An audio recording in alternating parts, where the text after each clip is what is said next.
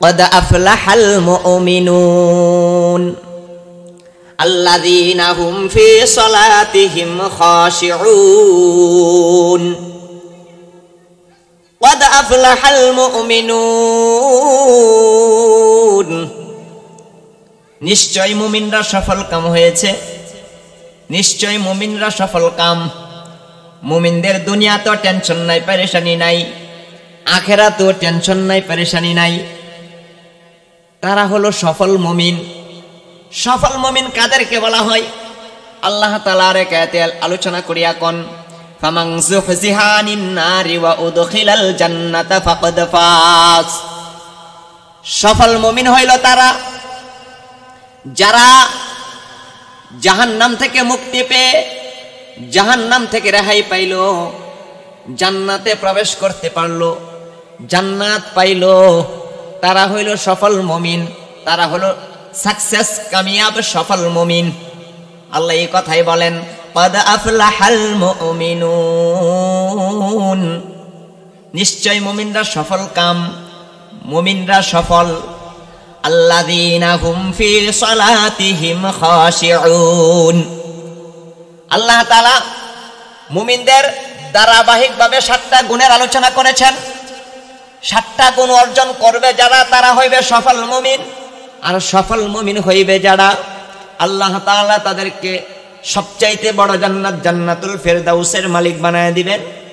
আল্লাহ তাআলা তাদেরকে জান্নাতুল ফেরদাউস দান করবেন। সফল মুমিনের 1 নম্বর গুণ আল্লাহ বলেন আল্লাযীনা হুম ফি সালাতিহিম খাশিউন, যারা খুশু খুজুর সহিত নামাজ আদায় করে, একাগ্রতার সহিত নামাজ আদায় করে, বিনয়ের সহিত নামাজ আদায় করে, নম্রতার সহিত বিনয়ের সহিত নামাজ আদায় করে। আল্লাহর রাসূল বলেন কিয়ামতের আগে মসজিদ ভর্তি মুসল্লি থাকবে, কিন্তু খুশু খুজু থাকবে না। কিয়ামতের একটা লক্ষণ হইল খুশু খুজু উঠাইয়া নেওয়া হবে। আগেকার জমানায়, আগেকার যুগে মসজিদ এত সুন্দর ছিল না, কারুকার্য খচিত ছিল না, এত টাইলস ছিল না, মনোরম পরিবেশ ছিল না, কিন্তু মুসল্লি সুন্দর ছিল, খুশু খুজুর সহিত নামাজ আদায় করত, একাগ্রতার সহিত নামাজ আদায় করত। এখন মসজিদে খুব কারুকার্য খচিত মসজিদ, খুব মনোরমভাবে মসজিদকে নির্মাণ করা হয়েছে, খুব আরামদায়কভাবে মসজিদ, এসি আছে, পাখা আছে, বিছানা আছে, সুন্দর ব্যবস্থাপনা, কিন্তু খুশু খুজুওয়ালা মুসল্লি নাই। আগেকার যুগে মুসল্লি ভর্তি মসজিদ ছিল, এখন মসজিদে মুসল্লি আছে ঠিকই, কিন্তু খুশু খুজু নাই। আল্লাহর রাসূল বলেন কিয়ামতের আগে খুশু খুজু উঠায় নেওয়া হবে, মসজিদ ভর্তি মুসল্লি থাকবে, খুশু খুজু থাকবে না। খুশু খুজু কাকে বলা হয়? নামাজ পড়ে তো একাগ্রতার সহিত নামাজ আদায় করে, বিনয়ের সহিত নামাজ আদায় করে, মন্তনকে হাজির কইরা নামাজ আদায় করে, এমনভাবে নামাজ আদায় করে, এটাকে বলা হয় খুশু খুজু। এই জন্য নামাজের মধ্যে দাঁড়ায়া দাড়িকে নিয়ে খেলাধুলা করে, দাড়িকে ঠিক করে, মাথার টুপি ঠিক করে, পাগড়ি ঠিক করে, রুমাল ঠিক করে, পাঞ্জাবি ঠিক করে, এভাবে খুশু খুজু নষ্ট হয়ে যায়। তো আল্লাহর রাসূল বলেন কিয়ামতের আগে মসজিদ ভর্তি মুসল্লি থাকবে, খুশু খুজু থাকবে না, খুশু খুজুকে উঠায়া নেওয়া হবে। এই জন্য মন আর তনকে হাজির রেখে নামাজ পড়া। এই কথাই আল্লাহ বলেন আল্লাযীনা হুম ফি সালাতিহিম খাশিউন, যারা খুশু খুজুর সহিত নামাজ আদায় করে, একাগ্রতার সহিত নামাজ আদায় করে। আমাদের সমাজে মুসল্লি হইল 4 প্রকার, জান্নাতে যাবে 1 প্রকার। মুসল্লি কয় প্রকার? 4 প্রকারের। একটা হইল 8 মুসল্লি, মানে 8 দিনে 1 দিন নামাজ পড়ে, এরা হইল শুক্রবারের মুসল্লি, শুধু শুক্রবারে নামাজ পড়ে। আছে না নাই? জোরে বলেন আছে না নাই? এরা হলো 8 মুসল্লি, 8 দিনে 1 দিন নামাজ পড়ে। এই 8 মুসল্লিও প্রথমবারের মতো জান্নাতে যাইতে পারবে না। 8 মুসল্লি, অথচ মুসলমানের বড়দিন হইল শুক্রবার, আর শুক্রবারে তার করণীয় হইল 2টা। এক আয়াতে আল্লাহ বলেন ইয়া আইয়ুহাল্লাযীনা আমানু ইযা নুদিয়া লিস-সালাতি মিন ইয়াউমিল জুমুআতি ফাসআউ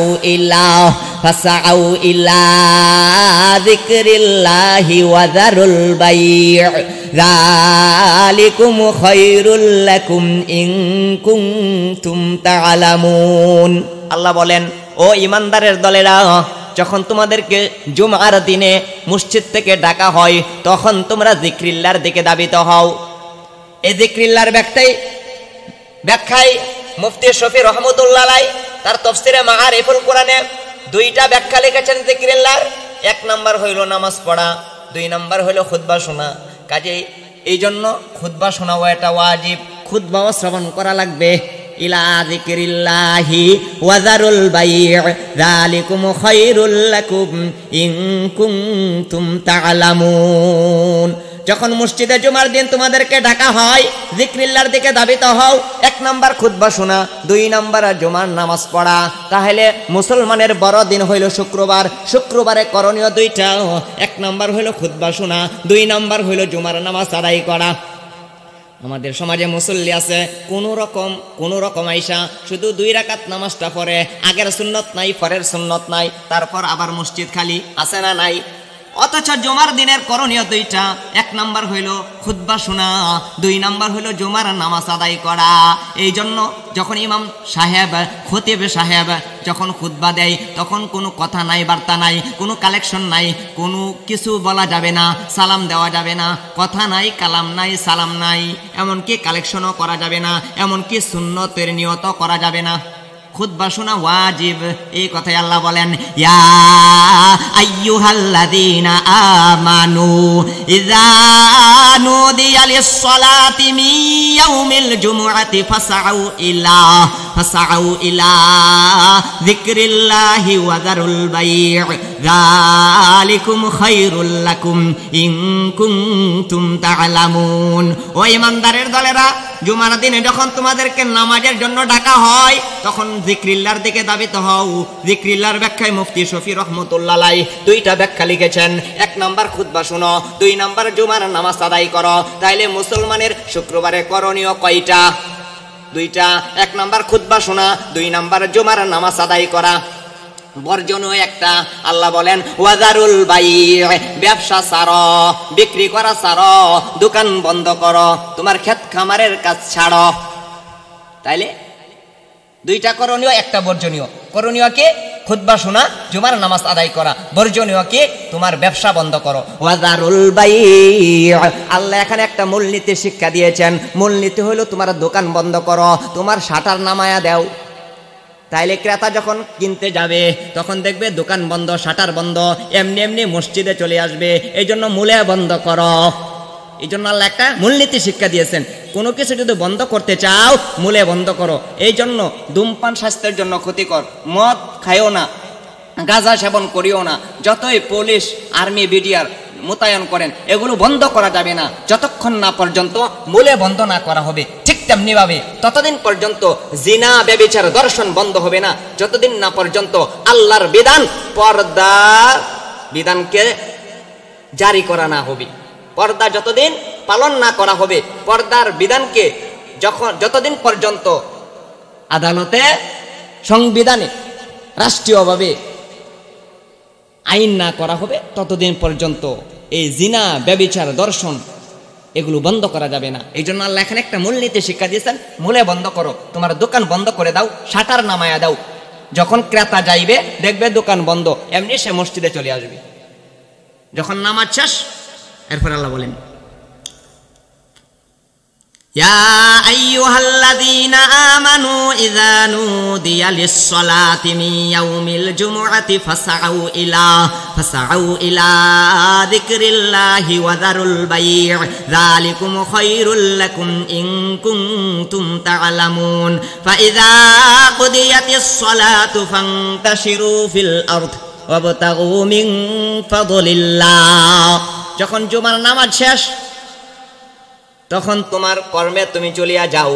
ও দোকানদার, তোমার শাটার খুলিয়া দাও। ও ডাক্তার সাহেব, তোমার চেম্বারে তুমি চলিয়া যাও। ও চেয়ারম্যান, ও মেম্বার সাহেব, তোমার পরিষদে তুমি চলিয়া যাও। ও কৃষক, তোমার কৃষি ক্ষেতে, কৃষি কাজে তুমি চলিয়া যাও।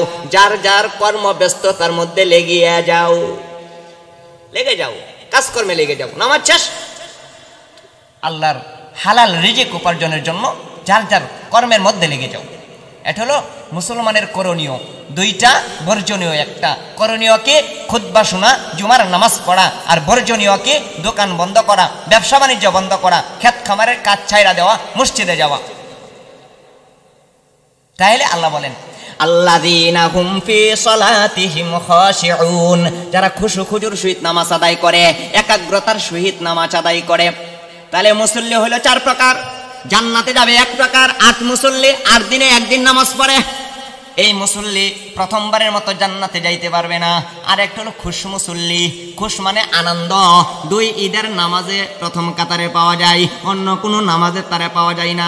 এমন মুসল্লি আছে না নাই?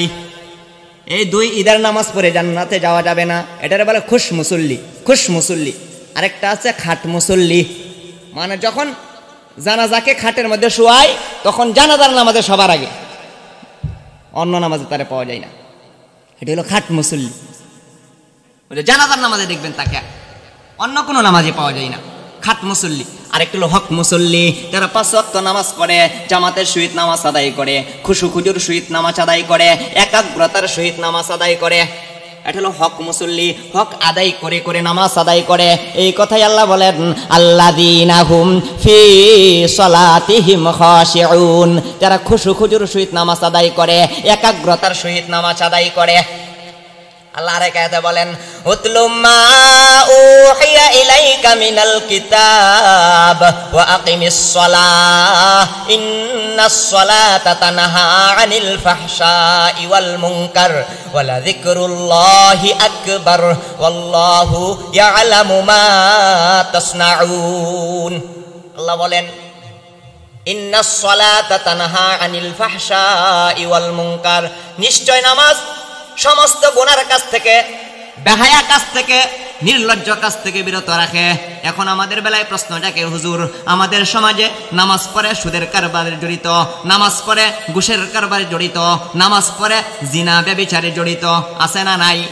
তাহলে আল্লাহ বলছেন নামাজ সমস্ত গুনার কাছ থেকে বিরত রাখে। তাহলে দেখা যায় আমাদের সমাজে অনেক মুসল্লি এমন আছে, নামাজ পড়ে তো সমাজে যত রকমের পাপ কাজ আছে সমস্ত পাপ কাজে জড়িত থাকে, আছে না নাই? হয়তোবা তার নামাজ হয় না, নতুবা আল্লাহর আয়াত ভুল, দুইটাতে একটা হবে। যেহেতু আল্লাহ বলছেন ইন্নাস সালাতা তানহা আনিল ফাহশাই ওয়াল মুনকার, নিশ্চয় নামাজ সমস্ত গুনার কাছ থেকে বিরত রাখে। এই আয়াতটা কখন নাজিল হইল? একটা শানে নুজুল আছে। নবীজি সাল্লাল্লাহু আলাইহি ওয়াসাল্লামের জমানায় এক লোক নতুন ইসলাম গ্রহণ করেছে। আযান দেওয়ার সাথে সাথে মসজিদে আসে, জামাতের সহিত নামাজ আদায় করে। নামাজ শেষ হওয়ার পরে সমাজে যত রকমের পাপ কাজ আছে সমস্ত পাপ কাজে জড়িত থাকে। অন্যান্য সাহাবায়ে কেরাম নবীজির কাছে আয়েশা বিচার দায়ের করলো, ইয়া রাসূলুল্লাহ, ইয়া হাবিবাল্লাহ, এই লোকটা নতুন ইসলাম গ্রহণ করেছে, আযান দেওয়ার সাথে সাথে মসজিদে আসে, জামাতের সহিত নামাজ আদায় করে, তো বাহিরে যায়া যত রকমের পাপ কাজ আছে সমস্ত পাপ কাজে জড়িত থাকে, তারে ওয়াজ করেন, নতুবা তারে ফিতনা দেন। আল্লাহ রাসূল বলেন তাকে ওয়াজ করার দরকার নাই, ফিতনা দেওয়ারও দরকার নাই, তাকে তার নামাজ ঠিক করতে দাও, তাকে তার নামাজ ঠিক করতে দাও। নামাজ পড়ে গুনার কাজ করে, নামাজ পড়ে গুনার কাজ করে, হঠাৎ দেখা গেল নামাজ পড়ে তো আর গুনাহ করে না। ওই লোকটাকে কেন্দ্র করে এই আয়াতটা আল্লাহ নাজিল করলেন, তাকে তাফসীরের ভাষায় বলা হয় শানে নুজুল। এই কথাই আল্লাহ বলেন ইন্নাস সালাতা তানহা আনিল ফাহশাই ওয়াল মুনকার, নিশ্চয় নামাজ সমস্ত গুনার কাছ থেকে বিরত রাখে। এখন প্রশ্ন, হুজুর আমাদের নামাজ কেন আমাদেরকে গুনাহ থেকে ফিরাই না? এই আয়াতের ব্যাখ্যায় মুফাসসিরিনে কেরাম তাফসীরের কিতাবে লেখেন, যতক্ষণ না পর্যন্ত মুসল্লির 2টা দিক ঠিক না হবে, 2টা গুণ ঠিক না হবে, ততক্ষণ পর্যন্ত তার নামাজ তাকে গুনার কাছ থেকে ফিরাইবে না। 1 নাম্বার, তার নামাজের বাহ্যিক দিক, নামাজের ফরজ ওয়াজিব সুন্নত ঠিকভাবে আদায় করা, ধারাবাহিকভাবে আদায় করা, খুশু খুজুর সহিত আদায় করা। নামাজের ফরজ ওয়াজিব সুন্নত ঠিকভাবে আদায় করা, এটা যদি ঠিক হয়ে যায় আপনার নামাজ আপনাকে গুনাহ থেকে ফিরাইবে। এটা ঠিক হয়ে যাওয়ার পরেও যদি আরেকটা দিক আছে, আধ্যাত্মিক দিক, ভিতরের দিক, এটা যদি ঠিক না হয় আপনার নামাজ আপনাকে গুনাহ থেকে ফিরাইতে পারবে না। এটা কি? জিবরাইল আলাইহিস সালাতু ওয়াস সালাম নবীজির কাছে আয়েশা বলেন, ইয়া রাসূলুল্লাহ, ইয়া হাবিবাল্লাহ, মাল ইহসান, নির্বেজাল ইবাদত কোনটা?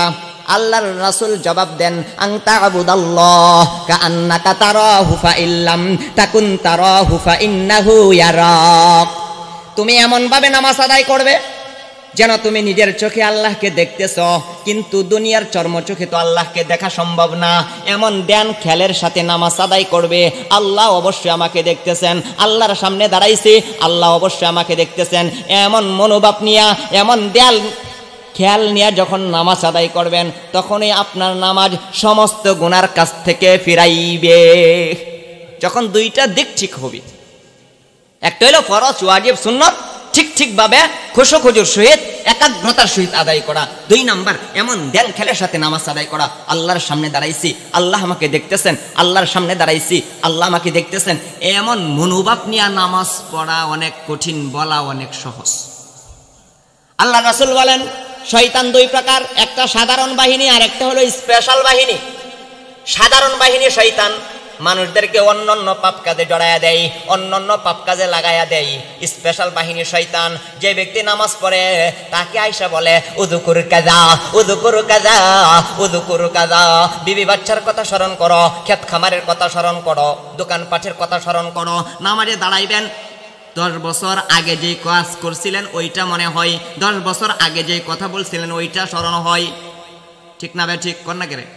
নামাজে দাঁড়াইলে তো আগের কথা মনে হয়। কি কাজ করবেন? আপনার দেহ থাকে মসজিদে, মন থাকে হাটে বাজারে বন্দরে।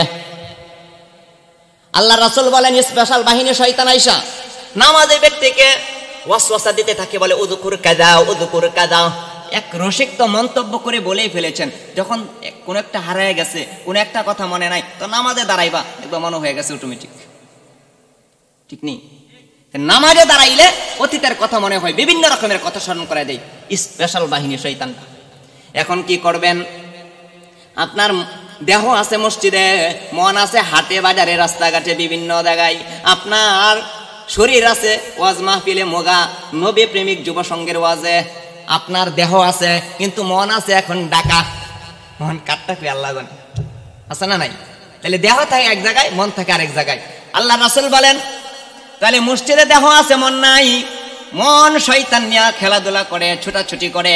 তখন আপনি যখন নামাজে দাঁড়াইছেন এমন মনোভাব নিয়ে নামাজ আদায় করবেন, আল্লাহর সামনে দাঁড়াইছি, আল্লাহ আমাকে দেখতেছেন। আপনার মনটারে বাজারে নিয়ে যাবে, বন্দরে নিয়ে যাবে, হাটে বাজারে পার্কে নিয়ে যাবে, আবার মনটাকে শয়তানের সাথে টানাটানে করিয়া হেসরাইয়া নামাজের মধ্যে নিয়ে আসবেন। আল্লাহর সামনে দাঁড়াইছি, আল্লাহ আমাকে দেখতেছেন, আল্লাহর সামনে দাঁড়াইছি, আল্লাহ আমাকে দেখতেছেন। এমন মনোভাব নিয়ে যখন নামাজ পড়বেন, শয়তান মনটারে নিয়ে যাইবে, শয়তানের কাছ থেকে টানাটানি করিয়া হেসরাইয়া যখন আবার মনটারে নামাজের মধ্যে হাজির করবেন, এই যে টানাটানি করবেন, আল্লাহ দেখেনি না? দেখে না? আল্লাহ দেখতেছে আমার বান্দার মনটারে শয়তান নিয়ে টানাটানি করে, আমার বান্দাও টানাটানি করতেছে শয়তান থেকে মন টানার জন্য। আল্লাহর সামনে দাঁড়াইছি, আল্লাহ দেখতেছে।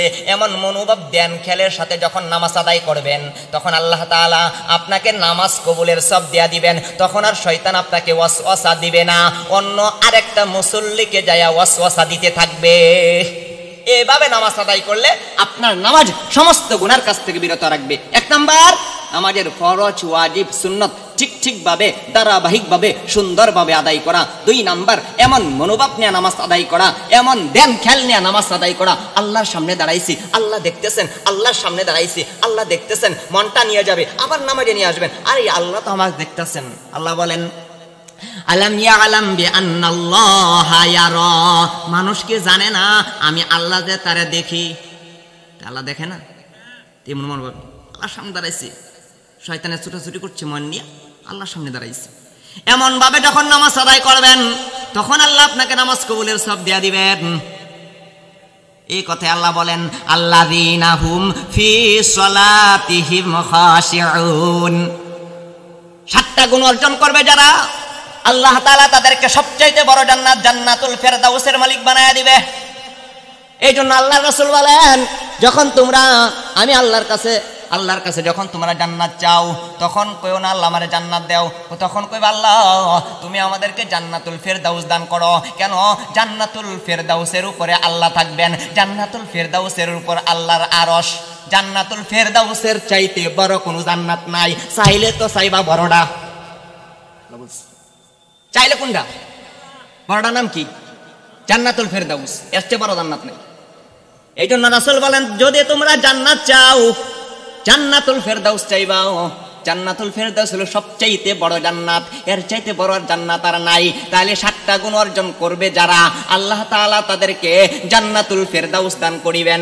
1 নাম্বার, আল্লাযীনা হুম ফি সলাতিহিম খাশিউন, যারা খুশু খুজুর সহিত নামাজ আদায় করে, একাগ্রতার সহিত বিনয়ের সহিত নামাজ আদায় করে। 1 নাম্বার। 2 নাম্বার, ওয়াল্লাযীনা হুম আনিল লাগওয়ি মুরিদুন, যারা অনর্থক কথা এবং কাজ থেকে নিজেকে বিরত রাখে, অনর্থক কথা বলে না, অনর্থক কাজ করে না। যে কাজের মধ্যে কোনো ফায়দা নাই, যে কথার মধ্যে কোনো ফায়দা নাই, যে কথা কাজের মধ্যে দুনিয়াতে কোনো উপকার নাই, আখিরাতে কোনো ফায়দা নাই, এমন কথা কাজ থেকে নিজেকে বিরত রাখে।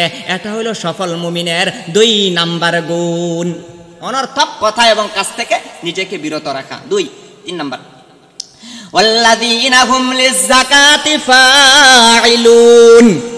3 নাম্বার, যারা যাকাত আদায়ে সক্রিয়, এর মানে যারা যাকাত আদায় করে, যাকাত আদায় করে মালের হেফাজত করে, মালের পবিত্রতা করে, মালকে পাক সাফ রাখে। 1 নাম্বার ব্যাখ্যা। 2 নাম্বার ব্যাখ্যা হইল, যারা নাকি তার অন্তরটাকে পাক সাফ রাখে, পরিষ্কার রাখে, অহংকার থেকে, রিয়া থেকে, বিভিন্ন রকমের গুনাহ থেকে অন্তরকে পাক সাফ রাখে। এটা হলো সফল মুমিনের 3 নাম্বার গুণ। কয় নাম্বার গুণ এটা? 3 নাম্বার। 7টা গুণ অর্জন করবে যারা, আল্লাহ তাআলা সবচাইতে বড় জান্নাত, জান্নাতুল ফেরদাউসের মালিক বানায়া দিবে। 1 নাম্বার, খুশু খুজুর সহিত নামাজ আদায় করা। 2 নাম্বার, অনর্থক কথা এবং কাজ থেকে নিজেকে বিরত রাখা। 3 নাম্বার, যাকাত আদায় করা। আরেকটা ব্যাখ্যা হইল অন্তরকে পাক সাফ রাখা। 3 গেল। 4 নাম্বার, ওয়াল্লাযীনা হুম লিফুরুজিহিম হাফিজুন, যারা তাদের লজ্জাস্থানের হেফাজত করে। কি করে? লজ্জাস্থানের হেফাজত করে। মানুষ গুনাহ করে 2টা, এক হাদিস আছে জবান আর লজ্জাস্থান দ্বারা। আর আল্লাহ রোজাকে দিয়েছেন যাতে তার পেট আর লজ্জাস্থান নিয়ন্ত্রণে থাকে। মানুষ পেটের কারণে গুনাহ করে আর লজ্জাস্থানের কারণে গুনাহ করে। রমজান মাসে দুটোটাই নিয়ন্ত্রণে থাকে।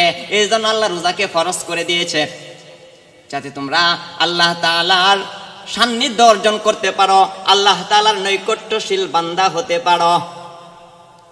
এই কথায় আল্লাহ বলেন, ওয়াল্লাযীনা হুম লিফুরুজিহিম হাফিজুন, সফল মুমিনের 4 নাম্বার গুণ, যারা তাদের লজ্জাস্থানের হেফাজত করে। কি করে?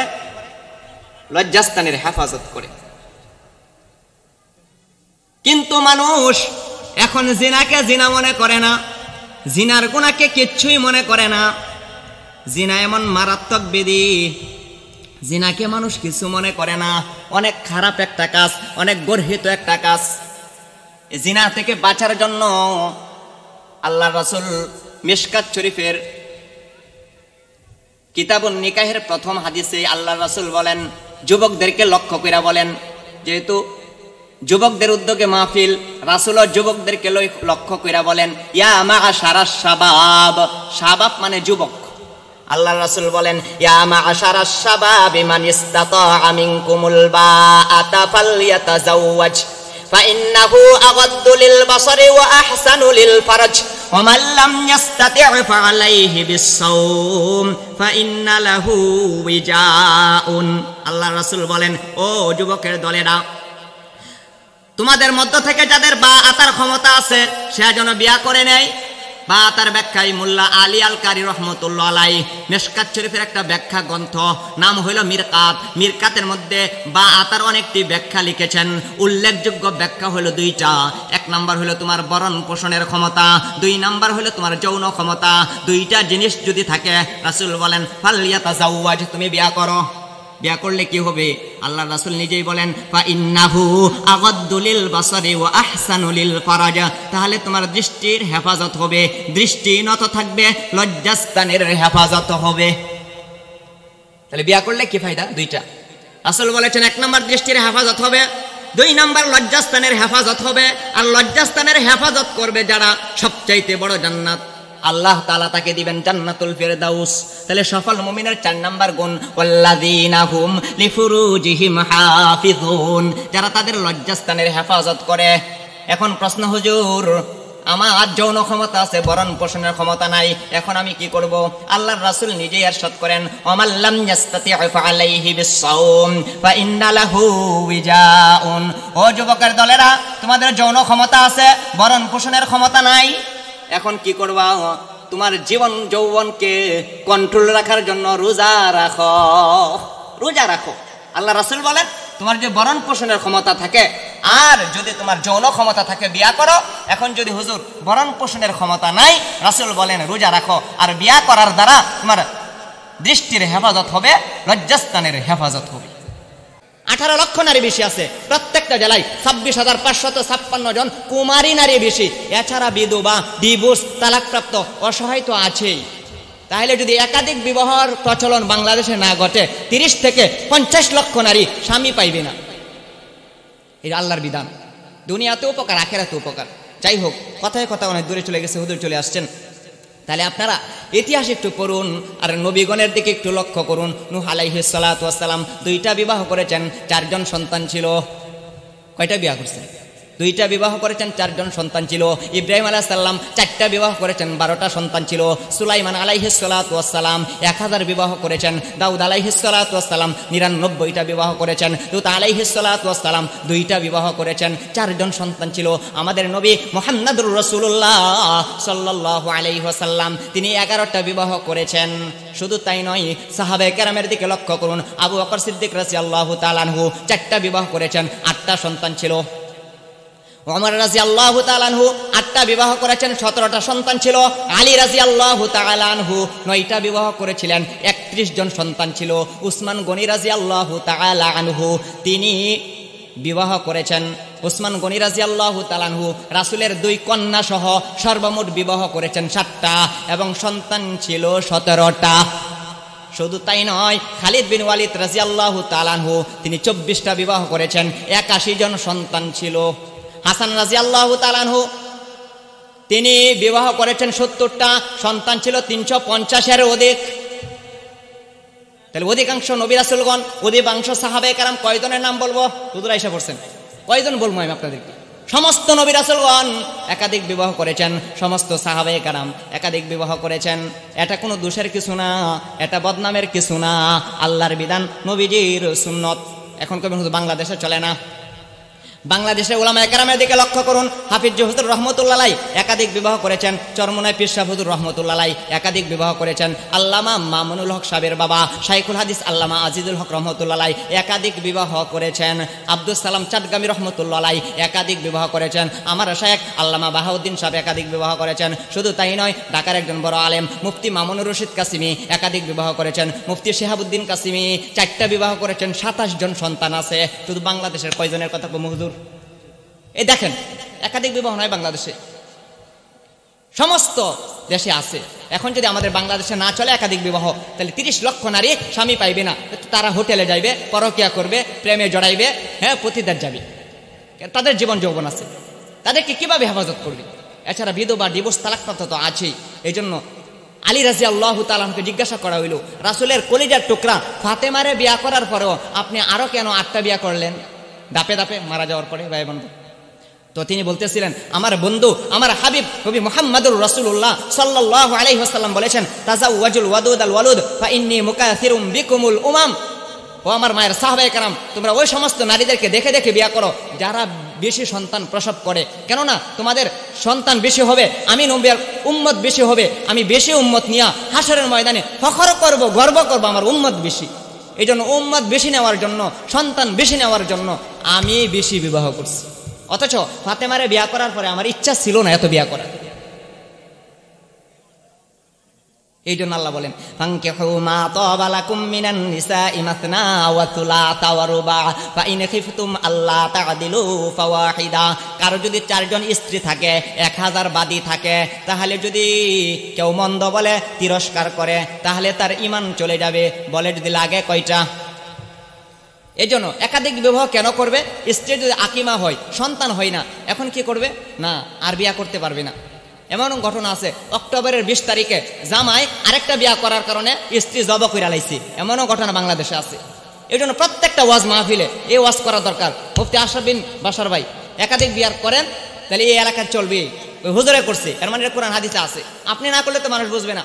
গত বছর আগের বছর আসছিলাম, ইমরান কাসিমে বলছিলেন আপনি বিয়া করেন এ সুন্নত মোতাবেক। একাধিক বিয়া, এটাও রাসূলের সুন্নত। টুপি পরা সুন্নত, পাগড়ি পরা সুন্নত, তাহলে ডান পাও দিয়ে মসজিদে প্রবেশ করা সুন্নত, মেসওয়াক করা সুন্নত, একাধিক বিয়া করা এটাও রাসূলের সুন্নত। এটা রাসূলের মৃত সুন্নত। টুপি সবাই পরে, পাগড়ি সবাই পরে, মেসওয়াক সবাই করে, ডান পাও দিয়ে মসজিদে সবাই প্রবেশ করে। একাধিক বিয়া করার সাহস সবাই ভাঙে, কেন জব কইরা লা, এমন ঘটনা আছে কন্যা কেরে।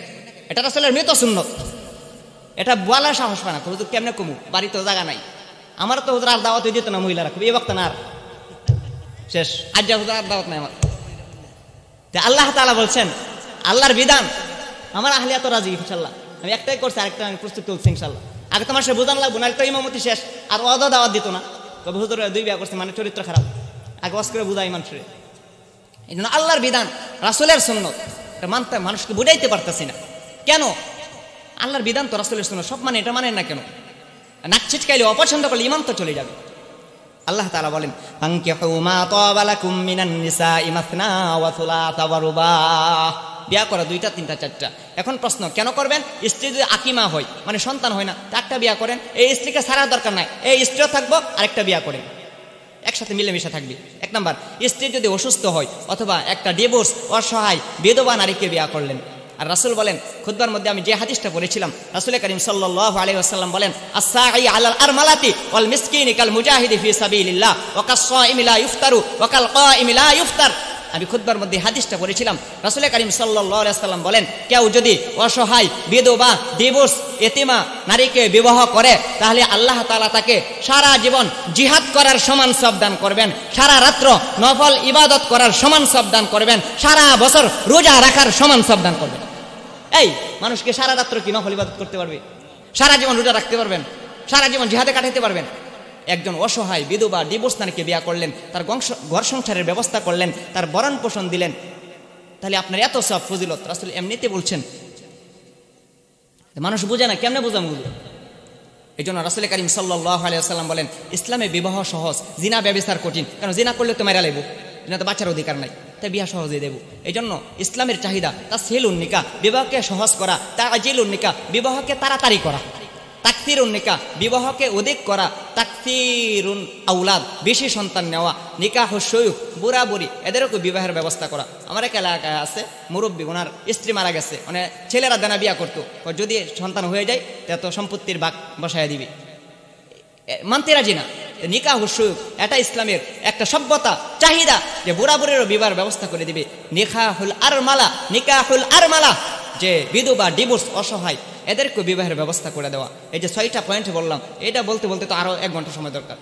তো হুজুর চলে আসছে, যে কথা বলতেছিলাম এটা হলো আল্লাহর বিধান, রাসূলের সুন্নত। এখন যদি কেউ একাধিক বিয়া করে, 3টা ক্ষেত্রে ইনসাফ কায়েম করতে হবে। 1 নাম্বার, রাত্রি যাপন সমান সমান, বড় বউয়ের ঘরেও 3 দিন, ছোট বউয়ের ঘরেও 3 দিন, রাত্রি যাপন সমান সমান হতে হবে 1 নাম্বার। 2 নাম্বার, প্রয়োজনের অতিরিক্ত গিফট করলে বড় বউকে যদি স্বর্ণের চেন বানায় দেন, ছোট বউকে বানায় দিতে হবে। ইনসাফ কায়েম করা চাই, প্রয়োজনের অতিরিক্ত গিফট দিলে সমান সমান দেওয়া চাই। 3 নাম্বার, আপনি মারা যাওয়ার পরে বড় বউ যতটুকু সম্পত্তি পাইবে, ছোট বউ ততটুকু সম্পত্তি পাইবে।